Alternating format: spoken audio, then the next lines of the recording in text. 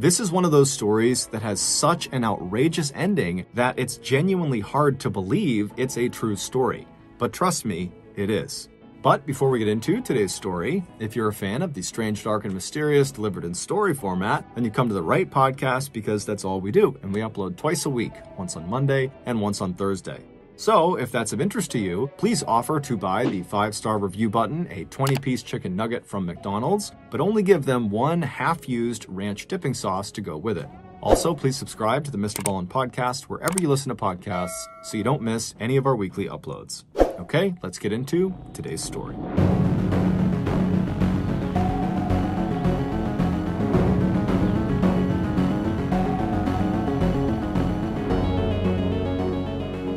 On a warm Nebraska evening in late September 2012, 36-year-old Dave Krupa left work feeling better than he had in weeks. He was thinking about the woman he had met that afternoon in the auto body shop where he worked. Dave had been helping another customer when this woman arrived, but as soon as he saw her, he completely forgot about what he was doing and just stared. Her name was Carrie Farber. She was 5'7" tall, she was slender and tanned with light brown hair, and she had hazel eyes and a dazzling smile. Dave had suddenly felt like he was right back in high school, all thumbs as he handed change to the customer standing in front of her. Then, Carrie stepped to the counter, gave Dave a friendly nod, and told him her black Ford Explorer needed some minor but immediate maintenance work.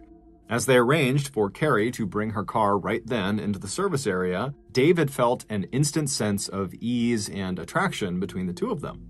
The last 6 months had been difficult for Dave, and unexpected moments like this one were very welcome.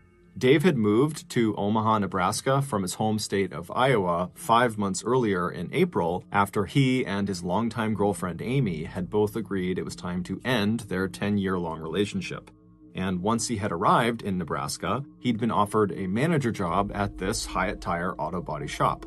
The oldest of 3 brothers born to deeply religious Southern Baptist parents, Dave had worked hard at being a good boyfriend and provider and a great dad.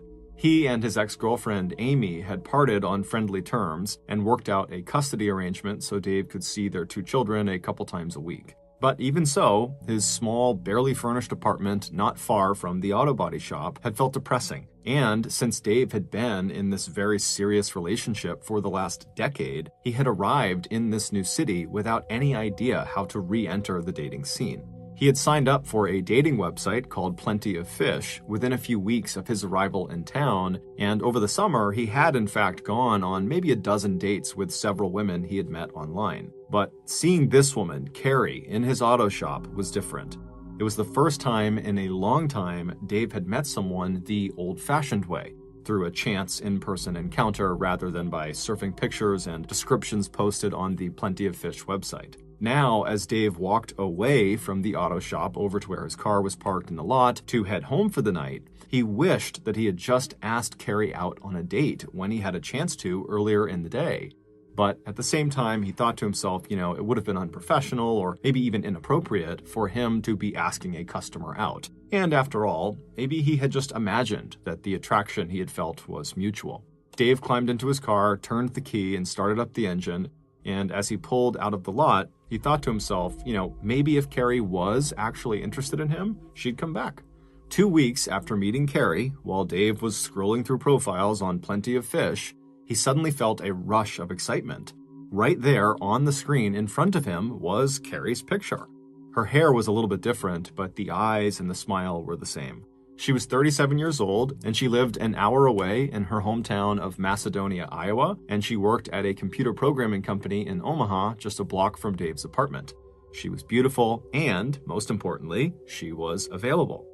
Dave remembered that sense of mutual attraction he believed they had felt in the auto body shop, and so he typed out a message. "Hey, I know you." He waited for a minute, then kept on scrolling through other profiles, but he wasn't really looking anymore. He was just hoping to hear the ping of an incoming reply. And he didn't have to wait long. "Hey," her text to him read, "I know you too." And over the next 2 weeks, Dave and Carrie would text each other almost every day. And then, about 1 month after Carrie's first visit to the Hyatt Tire auto body shop, she made a second visit, claiming that her windows were sticking. Standing next to each other in the parking lot, Dave did not even wait to write up the service order. He just immediately asked Carrie if she wanted to go out with him. Carrie said yes, and the next evening, Carrie and Dave were sitting across from each other at the Applebee's Bar and Grill at the Omaha Oakview Mall. And it was great. It was clear that both Carrie and Dave had been thinking about each other over the past month, and now that they were together, Dave found Carrie not only beautiful, but very smart and funny as well. For her part, Carrie found Dave, a former football player who had also served in the National Guard before getting his associate's degree in automotive engineering, attractive and engaging. Carrie liked that Dave was a down-to-earth blue-collar guy who worked with his hands. They were also both single parents who were very involved with their children. They both liked to read and talk about books, they both had busy jobs, and neither of them wanted to take life too seriously. A few hours later, Carrie and Dave walked into Dave's apartment, the air between them electric, but before they could even settle in together on the couch, they jumped when they heard the sound of someone knocking on the door. Annoyed, Dave got up from the couch and walked over to the door, and when he looked through the peephole, he wasn't all that surprised at who he saw standing on the other side. Her name was Liz Gollier. She was an attractive, energetic 37-year-old single mom who ran her own house cleaning business, and she was the first woman Dave had dated since he had arrived in Omaha. Liz and Dave had found each other physically attractive and had had some fun times together, but over the last couple of months, it was clear to both of them that their relationship was really just fizzling out. Earlier that night, while Dave was at Applebee's with Carrie, Liz had texted him asking if she could come by his apartment that evening and just pick up some of her belongings that she had left there. Dave had ignored her, and so wanting to get this over with, Liz had decided to swing by anyways. From Dave's perspective, Liz's timing could not have been worse, and he wished he had just responded to her earlier messages to tell her, hey, come by another day, but he didn't, so here they were in this awkward situation.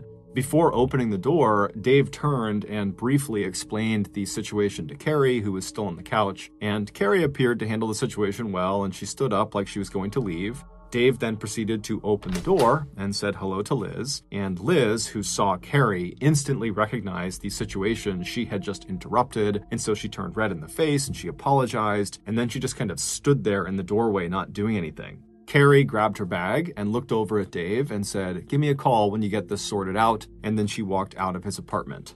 Neither woman acknowledged the other. However, Liz thought she heard Carrie say, "bitch," under her breath as she passed her.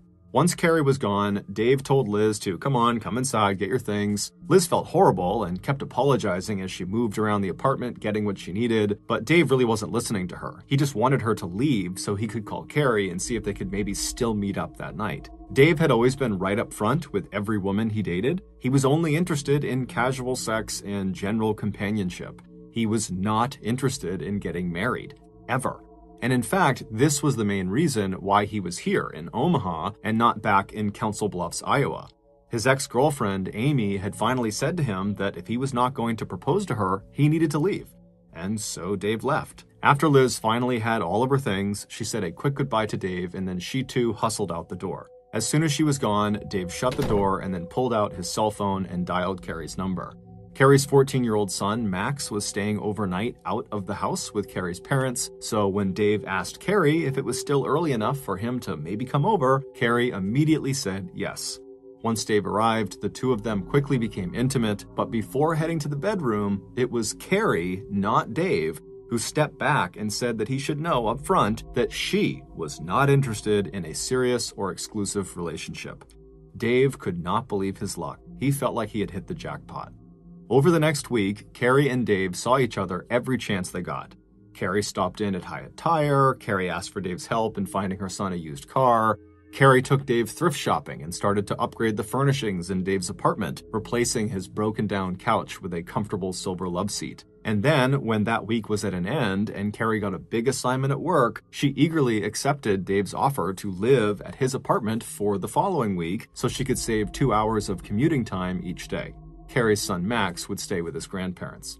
That week they lived together, Dave and Carrie quickly began using pet names for one another, and every morning while he was getting ready for work, Dave would find himself smiling as he listened to the sound of Carrie typing and clicking away on her laptop as she checked her email and Facebook account in the other room. On the morning of November 13th, 2012, so just a couple of days into living together in Dave's apartment, Dave got ready for work and then walked over to Carrie, who was still wearing her pajamas and was sitting on the silver love seat she had picked out for him. He gave her a kiss, which she enthusiastically returned, and then he smiled at her and said that he would see her later on, and then he stepped out into the cold. By 6:20 a.m., he was pulling out of the parking lot, making his way to work. A few hours later, at 10 a.m., Dave, who was working on a car at the auto body shop, received a text from Carrie asking him if he wanted to live together permanently. Now, Dave understood that he and Carrie had definitely gotten really, really close, but at the same time, he had been really clear with Carrie about not wanting a serious relationship. That is what made their week together fun, because it was temporary. He didn't like the idea of making it anything more than that. And he was thinking, Carrie made the same claim to him, that she didn't want anything serious. And so he responded to her very quickly with a text that just said, "No, not interested," thinking he would talk to Carrie later when it wasn't so busy at work.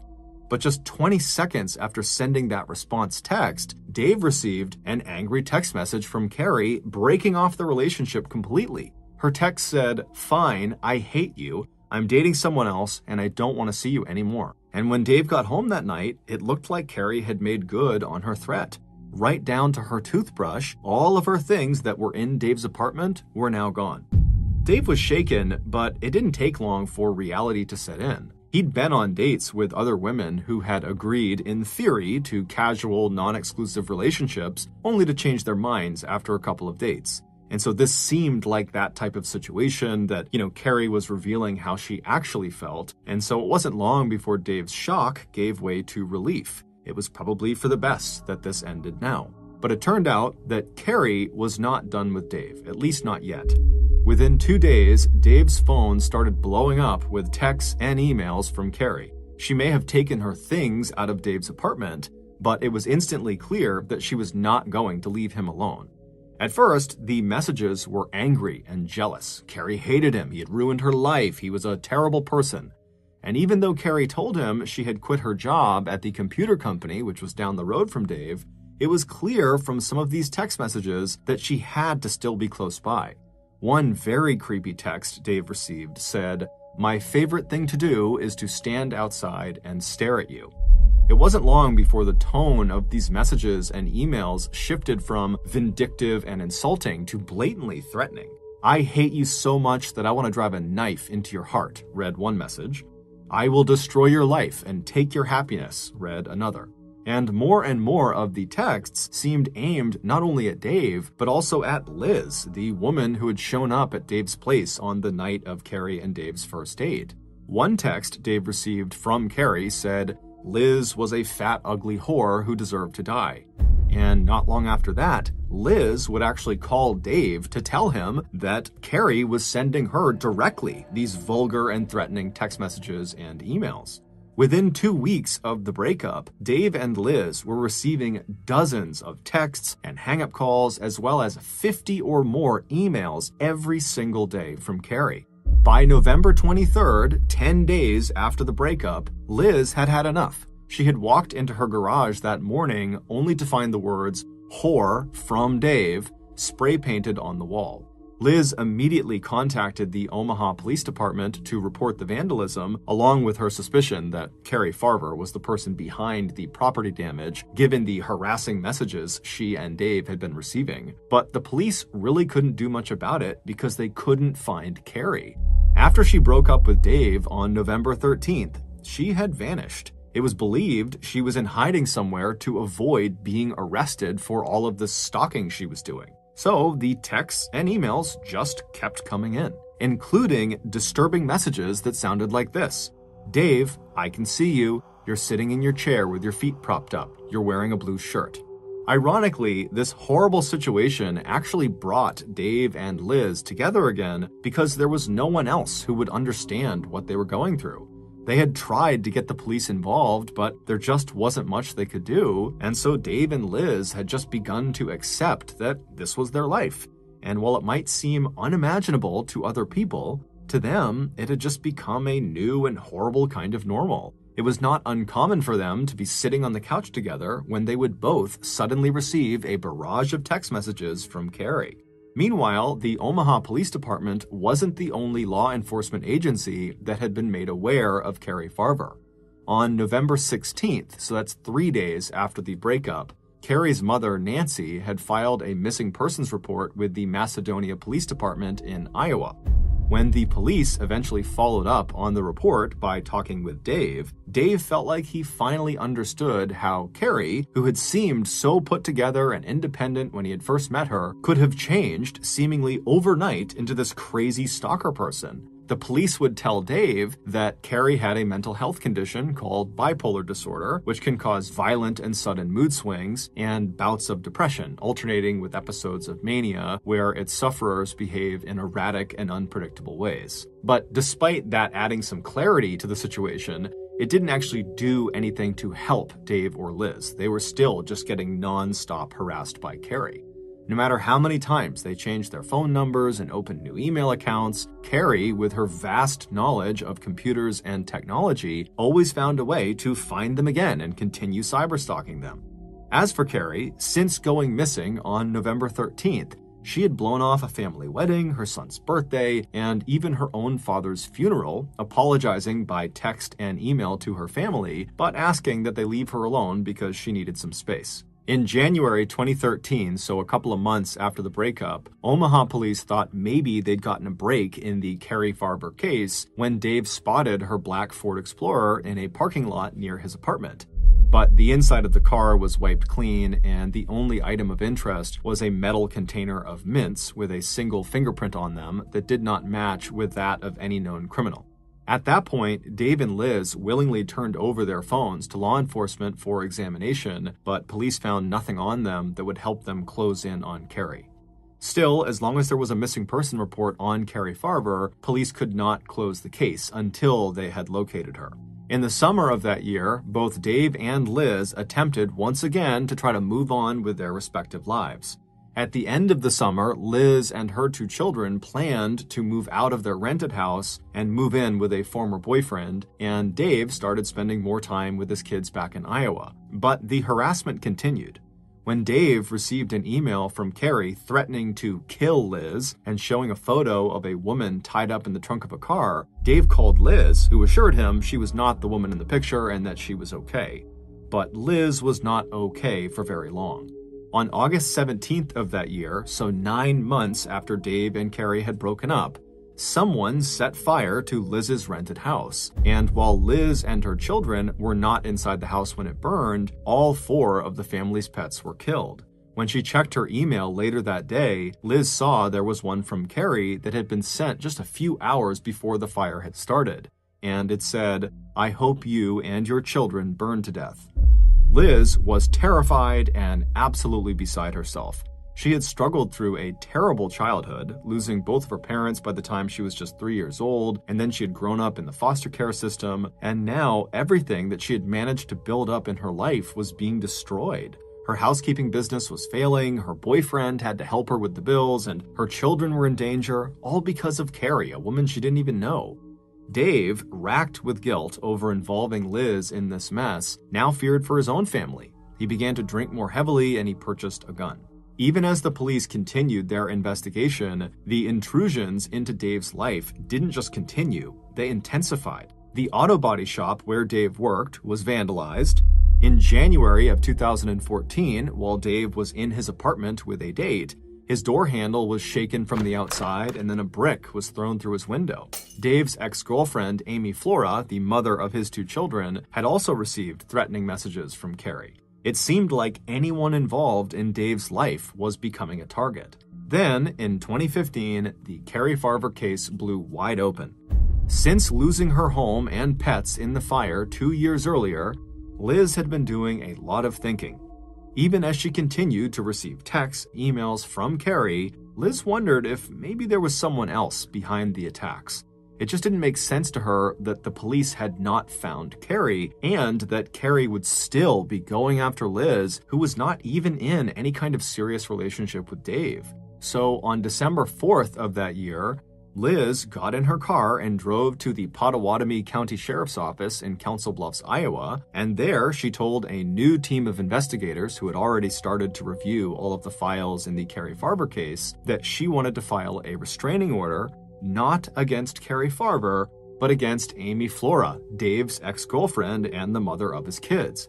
When asked why, she told investigators she now believed that the person who had been sending her and Dave these thousands of text messages and emails and who had turned their lives into living hells was not Carrie Farver, but Amy Flora. And Liz believed that Carrie was not on the run or in hiding, but rather Amy had likely made Carrie disappear and then taken over all of her email and phone accounts. Liz knew this was a very serious allegation, but to her it made a lot of sense. After Dave had left her, Amy had the strongest motivation to seek revenge and to punish him for abandoning her and their children. Intrigued, the investigators asked Liz if they could download the contents of her cell phone and review all of the messages to date that were on there, and Liz immediately agreed. After nearly 3 years of this absolute madness, she was finally feeling hopeful that the police might actually put an end to it. However, Liz's nightmare was about to get a whole lot worse. At 6:42 p.m. the very next day, on the evening of December 5th, police received a frantic 911 call from the Big Lake Park in Council Falls, Iowa. It was Liz.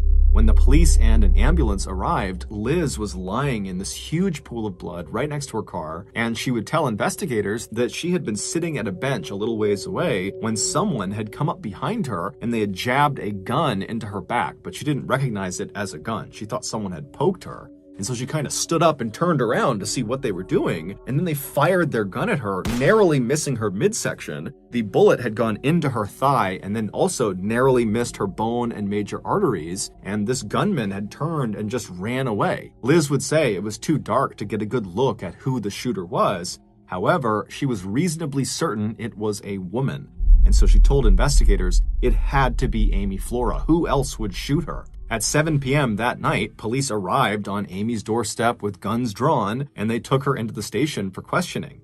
And despite insisting that she had been home with her kids all evening, Amy failed the lie detector test. But since they could not break Amy's alibi, the police had to let her go. On December 7th, so 3 days after the shooting, the police requested the cell phones belonging to Dave Krupa and Amy Flora. And then about 2 weeks later, using that information they had pulled from those phones, amongst other evidence they had collected, the police finally felt like they had reached a conclusion. And so they called Liz into the station, who by now was still very badly hurt from the gunshot wound, but now she was able to walk around on crutches, and they asked her if she'd be willing to help them bring Amy Flora to justice. Like Liz had previously suggested when she went to file a restraining order against Amy, the police now believed that Carrie had in fact been murdered, and her identity then used to perpetrate a 3-year-long campaign of harassment and intimidation against Dave and Liz. But to make the charges stick, they needed incriminating evidence, and they wanted Liz to reach out to Amy via email or text to see if Amy would give up any information. After they promised a terrified Liz that she would have full protection from them, she agreed to help. And sure enough, after only a few email exchanges, Liz got Amy so angry and riled up that she started talking about what she had done, and Liz just forwarded these messages to the police. And in these forwarded messages, Amy admitted to shooting Liz, almost like she was trying to brag about it. And shockingly, Amy also admitted to having killed Carrie, saying that she had died inside of her own black Ford Explorer. And sure enough, a second examination of Carrie's black Ford Explorer would lead investigators to find blood under the seats that belonged to Carrie. Police also found a match for that unknown fingerprint on the metal container of mints that was inside of Carrie's car.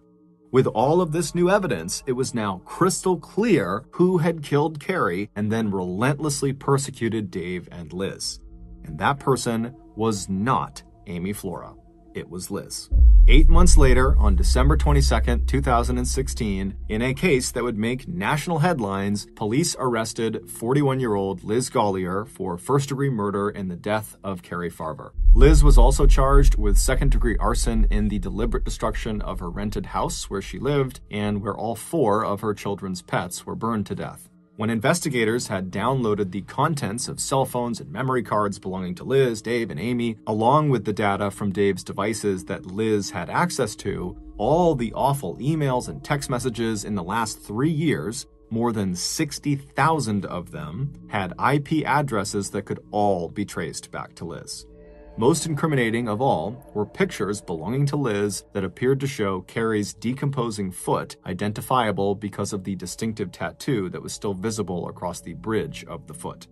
It would turn out that Liz Gollier's obsession with Dave Krupa began almost immediately after their first date back in late spring of 2012. And by the time she passed Carrie Farver in Dave's apartment doorway during that awkward meeting, Liz knew any chance of a serious relationship with Dave was slipping out of reach.